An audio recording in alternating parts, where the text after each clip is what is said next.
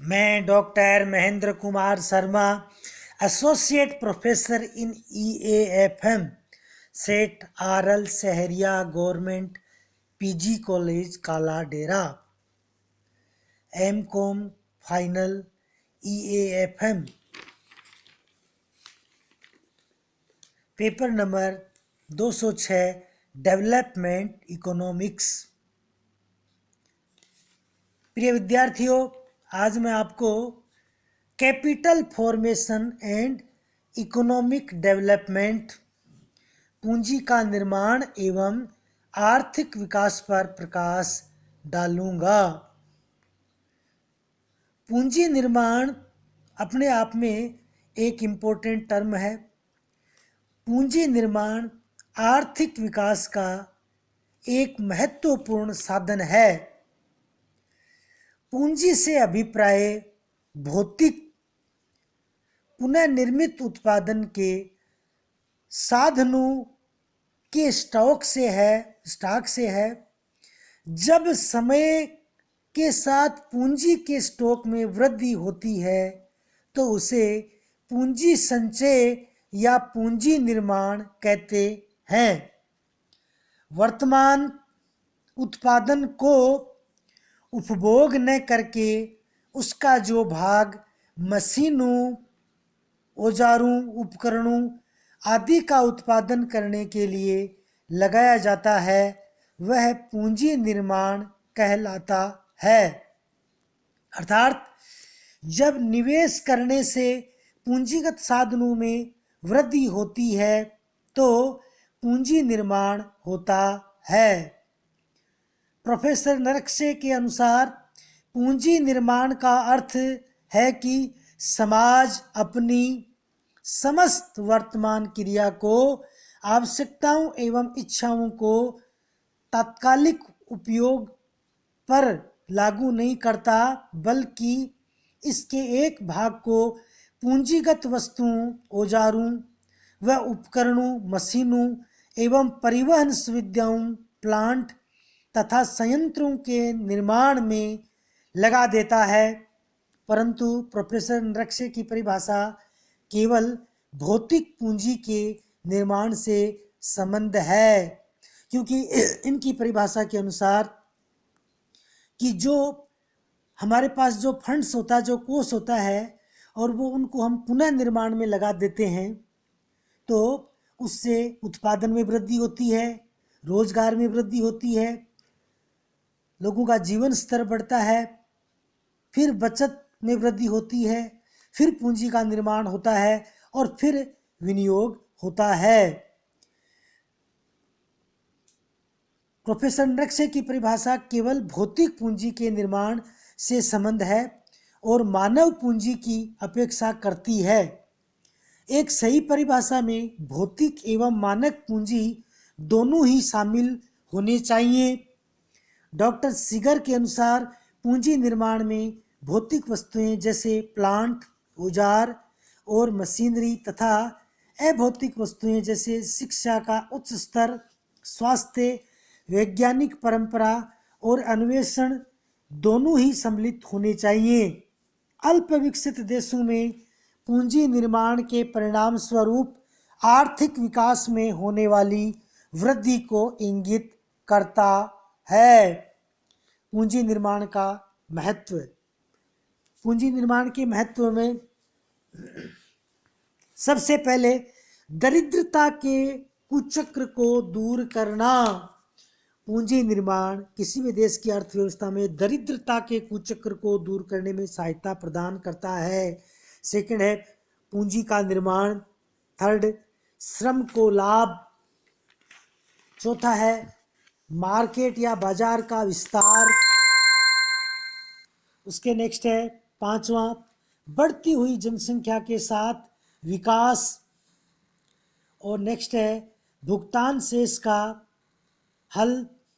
उसके नेक्स्ट है सातवां पॉइंट, विदेशी सहायता से मुक्ति, क्योंकि आजकल कोई भी देश है वो विदेशी सहायता और ऋणों के बोझ से नीचे दबा हुआ होता है, तो पूंजी उस देश में अगर पूंजी निर्माण हो जाएगा तो वो विदेशी सहायता से मुक्त हो जाएगा।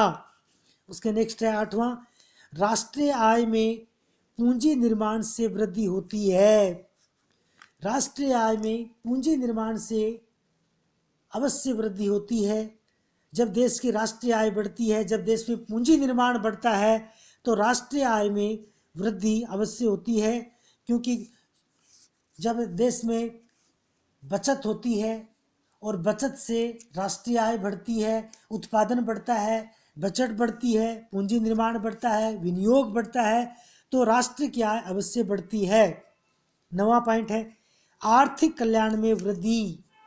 पूंजी निर्माण से देश के आर्थिक कल्याण इकोनॉमिक वेलफेयर में भी वृद्धि होती है, क्योंकि इकोनॉमिक वेलफेयर इसलिए होता है कि अर्थव्यवस्था में रहने वाले लोगों को पूंजी निर्माण से विनियोग होता है, विनियोग से उत्पादन होता है, और उत्पादन से रोजगार के नए अवसर सृजित होता है और नए लोगों को रोजगार प्राप्त होता है। और जब बेरोजगारों को रोजगार प्राप्त होगा तो उनका जीवन स्तर में वृद्धि होगी, और उनके जीवन स्तर में वृद्धि होगी तो देश में रहने वाले व्यक्तियों या देश के निवासियों के आर्थिक कल्याण में वृद्धि होगी। तो पूंजी निर्माण से देश के आर्थिक कल्याण में वृद्धि होती है। नेक्स्ट है घाटे के वित्त प्रबंधन में सहायक। जब कोई भी देश की अर्थव्यवस्था घाटे का वित्त या घाटे का बजट बनाती है, तो घाटे के बजट से निजात पाने के लिए, घाटे के बजट से हमें आशय है कि उसकी आय कम होती है और खर्चे ज़्यादा होते हैं, आय कम होती है और एक्सपेंडिचर वे ज़्यादा होते हैं, और ये लक्ष्य रखा जाता है कि उत्पादन के द्वारा इन व्ययों को या इस घाटे को पूरा किया जाएगा। तो पूंजी निर्माण से घाटे का बजट फिर आगे भविष्य में नहीं बनाया जाता है, तो घाटे की वित्त प्रबंधन में भी सहायता प्रदान करता है। नेक्स्ट है करों में वृद्धि, कि पूंजी निर्माण से प्रोग्रेसिव टैक्स है, करों में वृद्धि होती है। और लास्ट है प्रदर्शन प्रभाव। उसके नेक्स्ट है अल्प विकसित देशों में वस्तुओं के स्रोत। अल्प विकसित देशों में आय के नीचे स्तर तथा ऊंची उपभोग प्रवृत्ति के कारण ऐच्छिक निजी वस्तुओं की दर बहुत ही कम होती है। ऐसे देशों में बचत करने वाले निम्न वर्ग होते हैं। तो ये वर्ग एक उच्च आय वर्ग कहलाता है, दूसरा कृषक वर्ग कहलाता है, तीसरा मध्यम वर्ग कहलाता है, चौथा व्यापारी वर्ग कहलाता है, पांचवा सरकार, और छठा अन्य स्रोत। उसके नेक्स्ट है पूंजी निर्माण के स्रोत, कि भाई हम जो पूंजी निर्माण करते हैं, इस पूंजी निर्माण के विभिन्न स्रोत क्या हैं। पूंजी निर्माण की प्रक्रिया में 3 परस्पर संबंध अवस्थाएं हैं। फर्स्ट वास्तविक वस्तु में वृद्धि, सेकंड वस्तुओं को वित्तीय एवं साख संस्थाओं द्वारा एकत्र करना, थर्ड है वस्तुओं का निवेश। पूंजी निर्माण का मुख्य स्रोत बचते हैं, जिन्हें अधिकतम घरेलू स्रोतों द्वारा ही एकत्र किया जा सकता है, जिनमें विशेष रूप से वस्तुओं को प्रोत्साहित करना और सभी दिशा में लाना।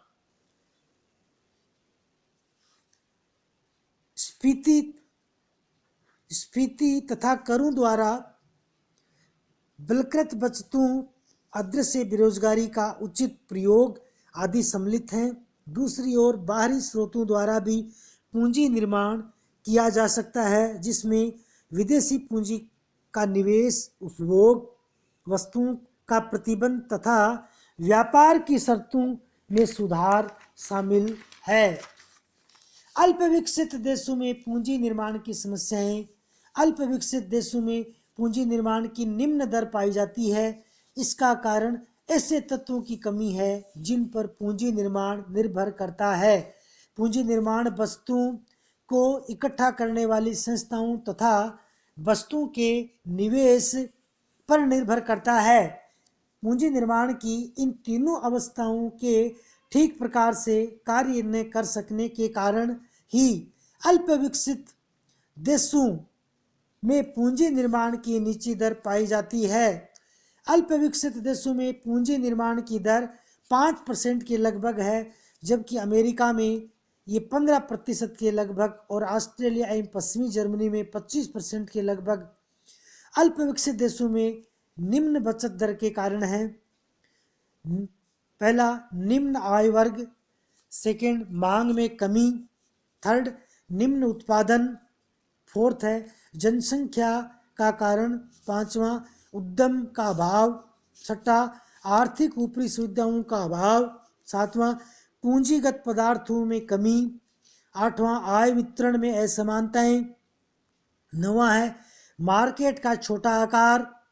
और 10वां पॉइंट है वित्तीय संस्थाओं का अभाव। और पॉइंट नंबर 11 है आर्थिक पिछड़ापन। और 12वां पॉइंट है तकनीकी पिछड़ापन। 13वां है घाटे का वित्त प्रबंधन। और 14 है करों में वृद्धि। और लास्ट पॉइंट है हीनार्थ प्रबंधन। धन्यवाद।